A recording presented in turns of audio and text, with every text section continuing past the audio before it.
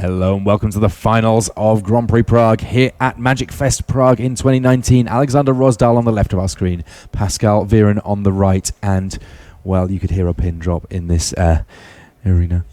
So we have, it looks like Rosdahl on the play here. Yeah, Pascal decided to be on the draw.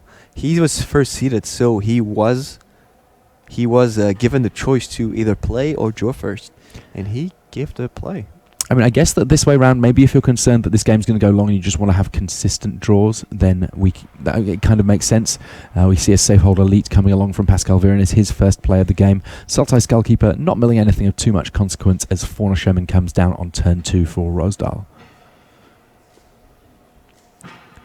At the moment, Viren's deck looking like a straightforward 2-color one, but as soon as this Kodama's Reach comes along, well, any myth that might be the case very much dispelled. We have heard confirmed that it was Pascal electing to go second. This wasn't just a matter of maybe some miscommunication there. He wanted that extra card, and that's what he got.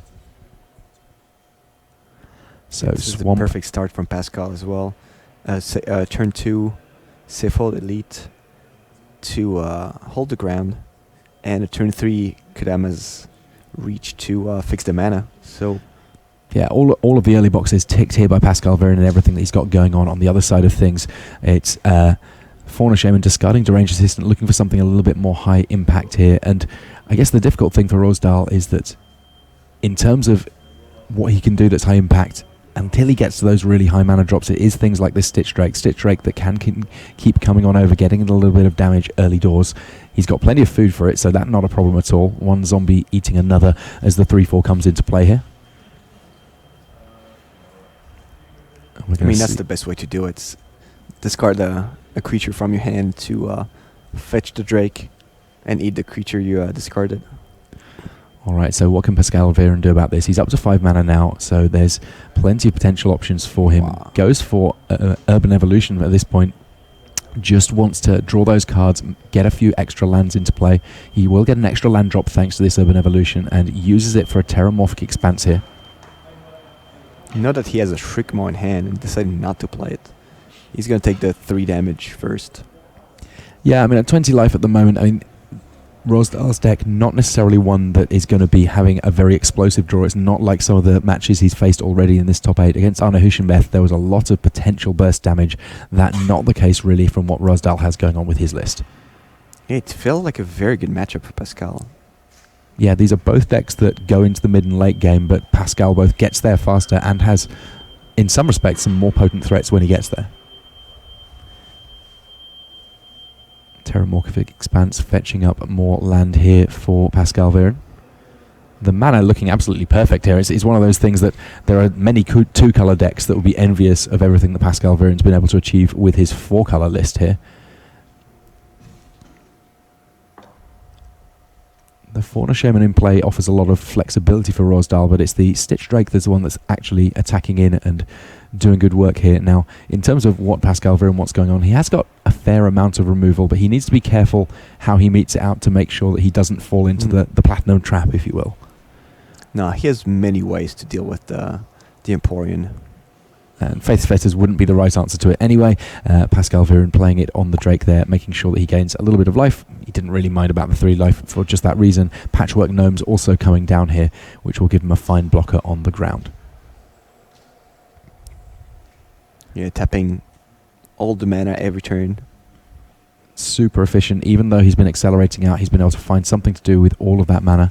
Rosdahl passing with a lot of mana up here, and we know that he does have access to some counter magic, so there's the potential for maybe a small Circular Logic or something coming along at some point if he gets an opportunity. But, I mean, if you're Rosdahl here, how much can you rely on Pascal fully tapping out? Do you just kind of have to take whatever chances you can get to counter anything, or can you afford to be a little pickier? No, I don't think you can do that. Since one of the creatures you want in play is a Taziger,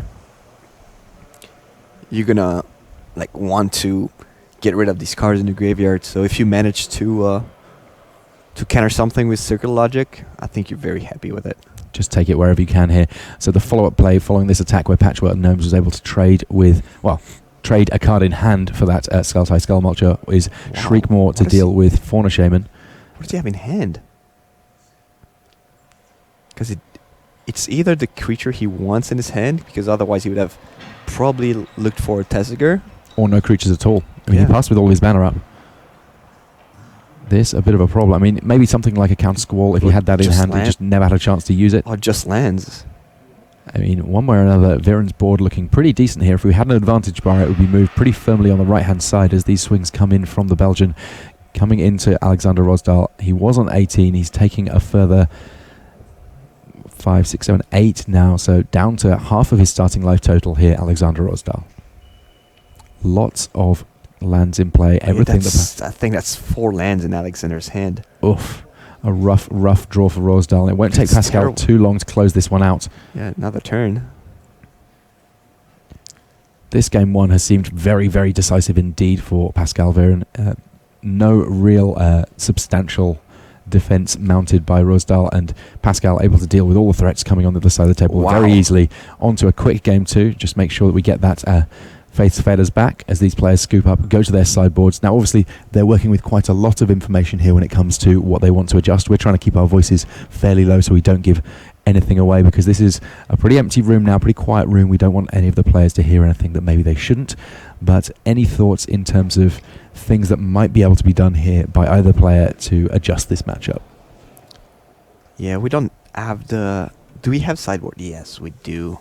Let me look at this. So Pascal's deck. And Alexander. Here we go. So Pascal's list, you can see on screen there. He's got a few bits and pieces in his sideboard. I mean, if he wanted to go really big, he could go as high as Kozilek, Butcher of Truth, and or Ulamog's Crusher. He could go all in on the Eldrazi plan, have a very, very big late game indeed if he really wanted to. And this is a matchup where there's not as much early aggression, so maybe that would be attractive. Yeah, you don't really want to shuffle your sideboard, your graveyard into your deck with Kozilek. That being the case, maybe you want to go another route. There's a Spider Sporting sat in Pascal's sideboard at the moment, which he could potentially bring in as just another big threat if he wanted to go in that direction. A lot of very powerful cards. I mean, even a Whirlwind Adept, if he wants to just have an additional option at a difficult to interact with creature. Lots of options available to Pascal. How are things looking on the other side of things for Alexander? I think Alexander should take out the Emporion. I mean, there's too many answers in Pascal's deck. I mean, it's 8 mana, it's powerful, but it's a lot of commitment for a creature that can die to an Elder.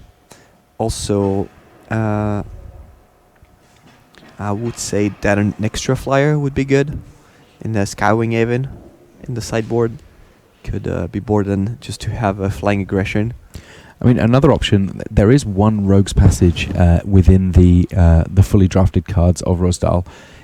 If he thinks that he's going to get bogged down in lots of creatures, is there an argument for maybe trying to sneak through a little bit of damage that way in a long game?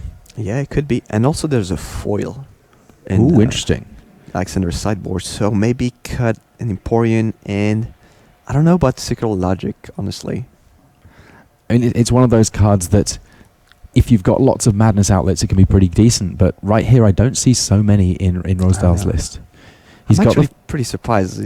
He's deck made it to the final. Well, you know, sometimes things just all work out. This time round, it's Viren on the play, so it looks like both of these players have decided that being on the draw is where they want to be in this matchup.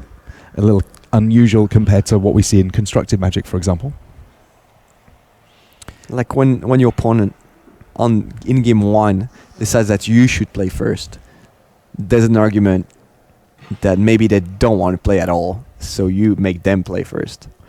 Yeah, it's a little bit of a back and forth gamesmanship there. Here we see Fauna Shaman on turn 2.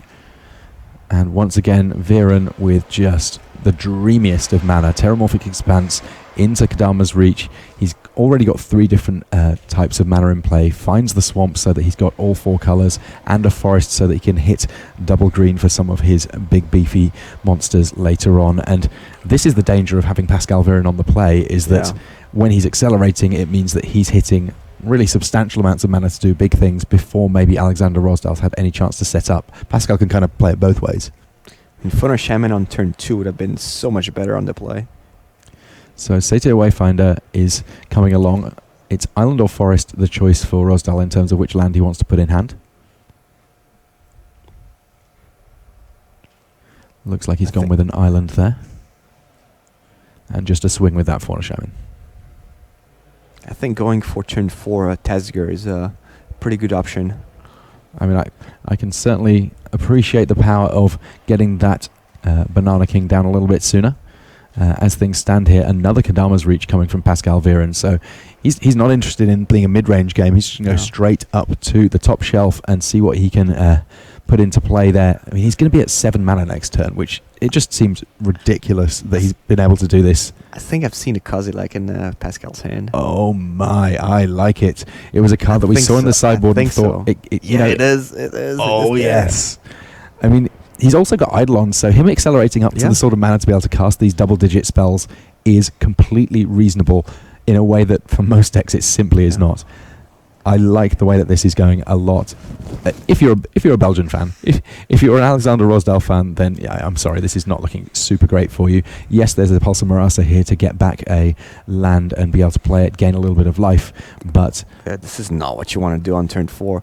I mean, with an extra land, he could have just played a Tazger right away. Yeah, this is going to be way too slow. Let's just cast an Ether Snipe just because we can. 6 mana. Go to bounce the Fauna Shaman. Yes, it discards a Meringue River Prowler. That a nice interaction. You've got a creature that you can cast from the graveyard that you've discarded there, searching something up in the process. But Pascal Viren really dictating the tempo of this game. He's up to 7 mana thus far, and Pascal will have a turn 8 Kozilek. He has the 2 other lands in hand. Oh my goodness me! And he 7 land. No, turn 8. Yeah. Yeah, get that Kozilek. He needs 3 more turns, but he has the lands. And he has the Kozilek, and he's on 17 life facing a 1/1 with his 4/4. 1/1, yeah. This is textbook stuff here from Viren's deck. Frantic Search going on here, and it feels like a very aptly named card right now, because if I'm Alexander Rosdahl looking down at what's going on with Pascal Viren's start here, then I have every reason to be frantically trying to find any answer I can there. And just a little pause as he tries to figure out exactly what he's going to discard before he gets to untap those 3 lands. Viren here just sort of casually looking at his hand. He's used to playing on the top stages. He's been in the Pro Tour top 8 previously, and it's all just kind of working for him. He's just sort of... This is probably the best feeling right there. You're sitting at a table, and you know you're gonna have a Kozilek on turn 8. Yeah, with no pressure at all. It's a pretty big deal. We don't want to say too much, but it's a pretty big deal. And Alexander Rosdahl ultimately discarding that Fauna Shaman and an Ether Snipe. I'm intrigued as to what it is he's kept then. And it may be that he just feels like... I mean, I guess if he's got a Maelstrom Pulse, that would be a good one to hold on to. It's still going to be a 1 for 5. Yeah, I mean, but, sometimes you got to do what you got to do. Rosdahl here has something else to play. Tazger. This one we knew about. It could have been there a turn 2 before. Would have been a little nicer. Yeah, but the Golden Fang, right now, at least for now, the biggest creature on the battlefield. And we will give him the respect that he deserves. This legendary human shaman has come along with a little bit of help from the graveyard on Alexander Rosdahl's side of things. He's ahead on life. He's got the biggest creature on the battlefield right now. He's doing very, very well for himself. Wow. Admittedly, on the other side of the table... There's all this dust in Pascal's hand. There's an Urban Evolution, rather, to draw 3 cards and get still more lands into play even sooner. It's not going to be a turn 8 Kozilek. It's going to be a turn 7 Kozilek. Yeah, I mean, and in the meantime, maybe all of the things that are in play will get turned into dust. Yeah. As we see Pascal Viren enacting some kind of a fever dream that he has now made real in 2019. 2019, the year of the fever dream. Big attacks that Pascal can't do a whole lot about right now, so he just takes that damage. Yeah, counters would be good on Alexander's side. I mean, if he has foil and Circular Logics in hand, this game is not over. I mean, Circular Logic would certainly be a nice one. I mean, the tricky thing, of course, about Kozilek is that the drawing cards is a cast trigger, so it would still be a sort of a somewhat awkward exchange. But let's see what he wants to go for this turn. If he draws 4 cards, then the problem is that he takes a huge hit next turn. Now, if we're seeing all this dust, I'd be tempted to get an attack in first here, but I don't think it's necessary. I mean, if it's scattered, you don't want the Ezo Snipe to be tapped on that turn. Self-hold. Safehold Elite coming along. Elite, yeah. So all is dust. That one dealt with. Alexander Rosdal finding a way through. Still an Engineered Explosives and a Kozilek in hand. Yes, Circular Logic would actually be very good here. Good enough, certainly. Oh, not if he taps both of his blue mana. That's like... I mean, there's a Stitch Drake in play, all right? Yeah. Sometimes Stitch Drake is good enough. And look at the life total. The life It's a totals are clock. 26 to It's a 9. turn It's not going to clock, take too long Ooh. to close this out. Faith's Fetters, though, will make that a little trickier. Now, how do you sequence this? I think you play Kozilek first. I think. Yeah, the window is open, and Kozilek has somehow found a way of barging through that window. The Butcher of Truth. What's that coming over the hill? It is Kozilek, the Butcher of Truth. A legendary Eldrazi that's allowed Pascal to draw 4 cards, and this 12/12 Annihilator 4 monster will cause all sorts of bother for Alexander Rosdal in the imminent future if he's not able to find a way of removing it. Now, of the various legendary Eldrazi, it is one of the ones that's easiest to remove. It's not got any kind of untargetability clause, it's not got indestructibility, but Kozilek has still done good work for Pascal Virin here. He's got a lot of play in all of those extra cards that he's found. I mean, he just gave the Ezra Snipe to Alexander. So, Ezra Snipe... Oh... I mean, is this going to be a tempo win for Alexander Rosdal here? He's got an unblockable Meringue River Prowler. He's got a flyer. I mean, at this stage, Pascal, casting Kozilek again is not going to be good enough. He needs to deal with these threats on the board. This has been a very interesting game. The game where you felt he cast... had it, and then... The game where you cast Kozilek and aren't able to get there. This Fever Dream is turning into a nightmare. Well, he still has the Face Fetters and ways to deal with a lot of the cards on the board, but Taziger is doing a really good job here. Yeah, this is a problematic situation that Pascal finds himself in. The Meringue River Prowler is unblockable and can come back very easily. The flyer, yes, once you've dealt with it once, it's dealt with, but I'm not sure that Pascal has a straightforward way of doing exactly that, even though he has an embarrassing amount of cards in his hand. I'm embarrassed for him for the amount of cards in his hand right now. So he can play Explosives for 3. And that gets both the Prowler and the and the Flyer. Drake. The Prowler will come back, and then he can use the Face Fetters to deal with Taziger, because Taziger bringing back foil. Of course, he does have the counter squall, but I don't think he wants his opponent to. Actually, he might just ignore Taziger at all. What comes next? Here's a Wickerbow Elder. Yeah, he might ignore Taziger and use the Face Fetters on the Martyr next turn. I think it's probably better. I mean, the River Prowler is one of those things that can just... I mean, it'll take a little bit of time with Face Fetters involved, but it can just kill him. 4 life, Wow. not loads to work with. All right, it turns out there's Eldrazi all over the place.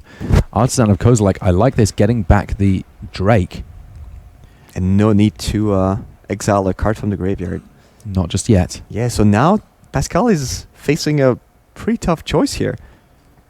Why is he playing his Face Fetters on? Because if he decides to neutralize the 3/4 flyer, he does not have an answer for the Martyr. Yeah, this is a rough old board for him to deal with. Yeah. So many different threats, and he is on just 4 points of life here. This is a tense time. Even after he drew 4 cards off Kozilek. Yeah, I mean, drawing 4 cards, making a 12/12, if that's not good enough, then what game is this I'm playing, is Pascal Virin must be thinking here. He uses a Satyr Wayfinder. Yeah, how is he going to turn the tide? Like, first he can survive, and then he needs to win. I mean, Well, Kozilek will... Kozilek has a probably big do- Annihilator, which probably do a definitely good job. helps. But isn't he going to deck himself at some point? I mean, How many he'll cards? have drawn an awful lot of cards. It is mandatory, the card draw on Kozilek. Yeah, how many cards does he have in his deck? He has 9 cards in his graveyard. He has worked his way through a sizable chunk of his deck at this point. Faith Vetter's having to go on the flyer here, and that meaning that the shield's down a little bit for Meringue River Prowler. I think he has less than 10 cards in his deck. Oh, this is going to be problematic. How many cards do you have in hand? I think it's 27 cards with graveyard, board, and lands, plus the cards in his hand. I think he has 5. So I think he has like 8 cards in his deck. Oh my. Wow. Not like this. Wow. I have to say this game is awesome. I agree. We are watching an awesome game, a Maelstrom Pulse here on Wickerbow Elder. So this is Rosdahl aiming at making sure that if he needs to, that Platinum Empyrean can do good work for him. Because while Pascal does have answers, he doesn't have unlimited answers. And Alexander can just target the ones that might exist. Man, and Alexander's draw was so slow. Yeah. It turns out, Pascal's throw is really good. Yeah. Somehow or other, we found ourselves in this situation where Pascal just took a little bit too much damage earlier on, and that means that, I mean, the fact that all his dust got countered was a big deal. That was certainly one of the turning points. Yeah. But, oh my. Archaeomancer to get back Maelstrom Pulse, and I think that pretty much locks it down. But he has the counter Squall in hand.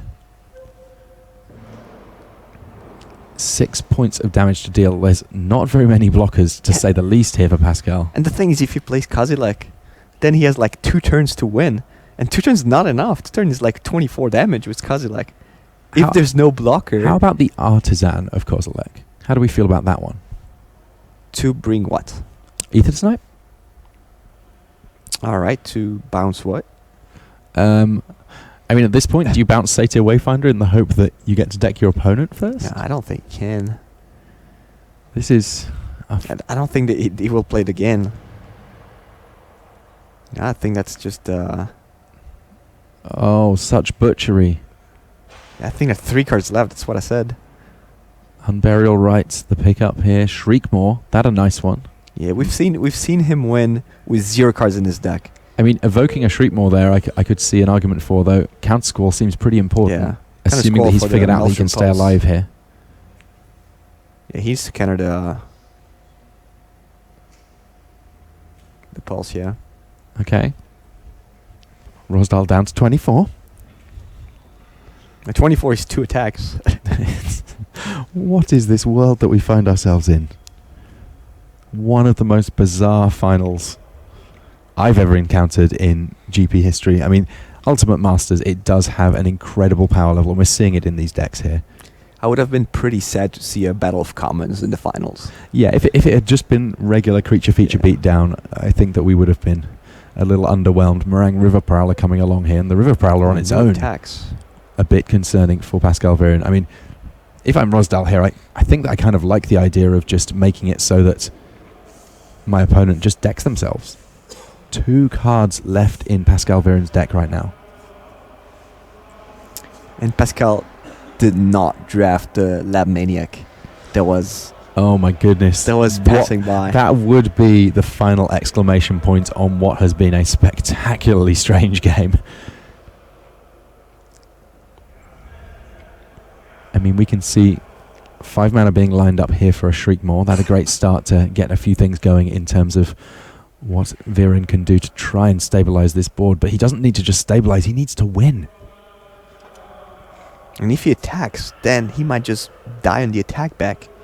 Yeah, I mean, if he's going to start attacking, he needs to have dealt with essentially everything that Alexander Rosdahl has on his side of the board. And I'm not quite sure how that's going to be possible at this stage in the game. Yeah, he needs to get past 5 blockers. I mean, there's a lot of Annihilator, but equally, Alexander Rosdahl has a lot of lands, and really, he does not need them at this stage in the game. But also, like, look at Pascal's hand. He has Shriekmaw, he has Artisan of Kozilek, he has Unburial Rites. He has a lot of options here. Yeah, I mean, it's amazing how with all of that mana and all of these cards in hand, he's even able to play it as fast as he is. So Kozilek just coming in here. Now, he has a lot of options. Sacrifice a Stitch Drake, couple of forests. 3 forests here, by the looks of things. Kozilek is by no means indestructible. Though I guess that By playing it this way, Pascal is setting up for the Artisan of Kozilek to get back Kozilek. I don't think Kozilek is going to die. No, it turns out Satyr Wayfinder got in a fight with an Eldrazi legend and discovered that he was not built for that particular task. He might be able to pull to win this game. I mean, if he does, it would make him a fitting champion. What is going to come next here from Pascal Viren? How about Trickmaw Artisan on Trickmaw? Kill 2 creatures. Would that be enough? What is it getting back? Air Snipe. On what? I mean, Meringue River Prowler buys you a little bit of time. Oh yeah, he can't recast the Artisan. Oh yeah, just the 5 lands, really so that's good. neat. Yeah. How much mana do we have left over here? Yeah, is it good enough? Is it good enough? The age-old question. Here comes Shriekmaw on Meringue River Prowler. Yeah, it's good too. I mean, if you can find a way of killing Tasica here, then all of a sudden there's no black or green permanents in play to allow for the Meringue River Prowler to get recast. Yeah, and Burial Rites to get back the Shriekmaw. Cannot kill a black creature though, so we won't be able to deal with Tasica. But that's okay. Now he's left with very few permanents to sacrifice to Kozilek. What on earth is going on here? What a game of Magic we find ourselves in here, ladies and gentlemen. Privileged that we are to see this final of Grand Prix Prague. Spider spawning. No. Disaster for Pascal Viren. He now has a huge amount of creatures to deal with. His engineered explosives already gone away. A whole bunch of spiders. 5 spiders there. Might as well be a million spiders. And this is going to be so rough for Pascal. It felt like he'd managed to figure out a way of getting around this, but yeah, Kozilek is going to have a hard time getting through all of this. I mean, the Artisan next turn might be able to... Artisan plus Kozilek is annual just 6. So I don't know how many blockers. It's hard to figure out yet, but it might be enough, but it's hard to see here. Yeah, this is a complicated, strange, bizarre, beautiful game that we find ourselves in, Raf Levy. And Alexander is on 24, so it's going to be really close. Yeah, 1 card left in Pascal Viren's deck. He has this turn and 1 more to get the kill, but he also needs to worry about the fact that right now he's on 6 life. There is easily 6 points of power on the other side of the table. He's not dying. I don't think he's dying. I mean, if you're Alexander, I think it's riskier to attack than it is to simply let your opponent deck themselves. And the thing is, Tasigur is a pretty good blocker here. Tasigur blocks everything else than Kozilek. All right. Some big swings. Annihilator 4 will be the first thing that happens The here. lands are going, I think. Yep. Just a blue and a black mana left over after all these land sacrifices. None of these creatures trample. Though if you're going to block Shriekmaw... the Artisan is going to come to bring the Ether Snipe back. Oh my. But the Kozilek is pretty cheap. It's going to cost 1 mana. It's on 21. Does he have 21 damage on the board? Well, let's see what he can achieve here. I mean, he's going to have easily 21 power, but can he get through all of these spiders? There's no Rolling Temblers in his list as far as I'm aware, certainly no mountains. I'd bring back the Ether Snipe. Yeah. He can only bounce the Tasigur. I mean, Tasiga's so bounced and casts Talrand, so he's got Shriekmaw ready for next turn, but I don't think he's going to be able to do enough here. I guess 2 turns, because he's going to draw this turn. Just any permanent land and Dimmer Guildmage. Oh my goodness. So this is going to be enough. Pascal Viren drawing his final card. Next turn he will die. So this is his final attack step. He's not annihilating enough permanents. Wow. Get rid of 6 permanents on this attack. 1, 2, 3. This is not Alexander Rosdell scooping up. He is not losing the game. This is him with 4 blockers for 3 attackers. Gets to kill off Ether Snipe. Block those 2 Eldrazi. Finishing the game at 21 life. Casual 11 life, 21 life. Stream of Consciousness. Shriekmore to kill off Oh, Kozilek to shuffle in his deck. Yes! That's the play, and that is great. beautiful. That was great. And with that, we have our champion. None of us saw the line, but Pascal Viren did, and that's the reason that he is the ultimate master. My goodness me. That was absolutely fantastic. The one way to avoid being decked, to kill his own Kozilek, to shuffle his graveyard back in. Alexander Rosdale looking around. He was just floored by that play, just immediately extended his hand. Pascal Viren is our champion here at Grand Prix Prague. An absolutely transcendent performance by him. That was a great play. Absolutely loved that. That was absolutely top draw play. Every moment of that, he was working his way through, just gradually whittling down. We're trying to figure out whether or not he can find a way of getting the last points of damage. One last trick in Kozilek, though, and that the fact that he allows you to shuffle your graveyard in. We'd even spoken about how so often in this matchup you don't want to be shuffling your graveyard in. Pascal Viren, he defeated Arne Huschenbeth. That one was pretty tight. He got past Stefano Vinci. Not an easy matchup, and after game one of the finals, it looked like Pascal Viren might have finally found himself an easy matchup in this top 8. But no, game 2 was about as close as they come. In spite of him having an incredible, unbelievable start, somehow or other, it was Alexander Rosdal who looked like he might have been able to stay the course, survive that Kozilek. But no, Kozilek out of the sideboard generated, well, one of the top stories of a weekend full of great stories. So he picked it up not knowing if he would actually play it. And really just did so well. He didn't play it in the it did not make it to the main deck, but it made quite the story in the sideboard, and we have a champion who's just stood in the wings. I think it might be time to talk to the man with the biggest smile on his face of anyone in the building. Pascal, come and have a seat. First of all, congratulations. That was an epic final. Kozilek started off in your sideboard. You brought him in what appeared to be a relatively slow matchup. Did you anticipate seeing an ending quite like that one? No, I didn't anticipate it into like killing my own Kozilek not to get tagged, but yeah, I figured it was good in the matchup. So now, we didn't see that until the last minute. That it was a very quiet room. We were trying to be careful not to say anything that we shouldn't, but honestly, I certainly didn't see that play at all. I don't know whether or not Alexander did. How far out were you thinking about making that play in that finals? Well, I knew it was also always an option, so just annihilate his board and then kill my own Kozilek. But Alexander knew it as well, so he just hoped I didn't. So. I mean, as soon as you did it, we saw the handshake there. But I mean, that kind of caps off what's been a spectacular weekend for you. Obviously, your day one deck you just went completely undefeated with, and going into the draft format today, how confident do you feel that you had a clear plan? Like, what was sort of your key moments on this second day in the draft format?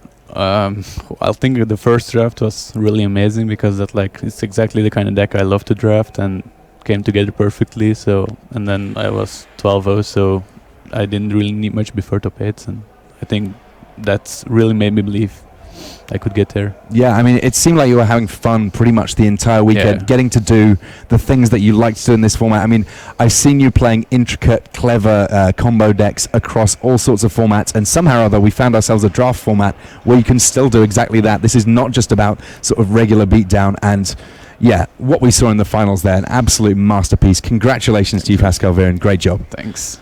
And of course, we will see you at the Mythic Championship in London. Of course, I believe that you're already qualified for that, but we had a whole gigantic tournament here. So 14 players ended up with the points needed to qualify for that one. We will see them there. And of course, we'll see you guys at the Mythic Championship in Ohio as well. Thank you to everyone on the coverage team, everyone that's watching. It's been a fantastic show.